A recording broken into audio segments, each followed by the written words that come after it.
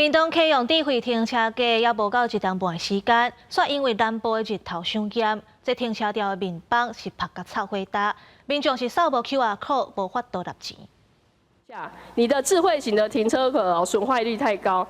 1年多而已啊，拢臭灰搭去啊！议员所讲的臭灰搭智慧停车条面板，就是伫遮屏东市区的大连路边。实际来到现场看，这段路拢总有9支停车条，其中有4支的面板已经互日头拍甲乌密码，顶悬立钱的 QR code 安怎扫都扫无。这拄停车的民众看到这画面也感觉意外。刚刚才发现它下面也有，不然我之前都是扫上面，所以它这个应该是刚烤焦不久。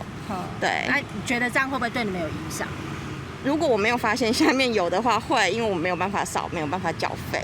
面板顶悬小改立钱的文字甲图像拢已经看不清，若是头摆停车的民众，就会唔知要安怎做。议员讲，初步了解，大连路这面板拍开有7支，对去年1月启用到呾，也无到年半的时间，就出现这种状况。伊已经要求交流处要全面盘点改善，买加强立钱方式的宣导，避免民众产生停车欠费。我查调资料发现。 60万笔的停车单中，有高达6万笔的民众，都没有主动去做线上缴费。那这部分，我也希望交理处能够多多宣传跟宣导。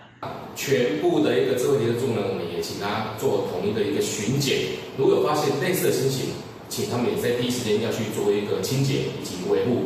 屏东智慧型停车条，才实施1年5个月，拢总启用411架柜，设伫屏东市东港镇。交流处强调，已经先要求厂商1个月内甲411支的停车条完成巡检规划，后续会甲厂商来讨论，找找适合南部日头耐高温的面板材质。记者柯家族邱朝阳屏东采访报道。